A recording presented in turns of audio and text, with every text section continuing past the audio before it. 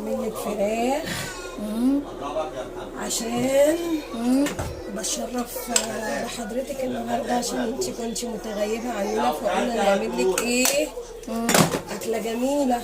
ايوه.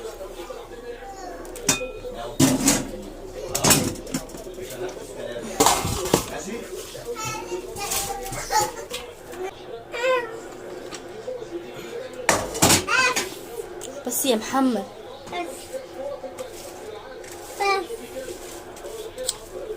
ماشي يا محمد ماشي، بس لو طلبت مني حاجة حلوة تاني وتعالى قابلني.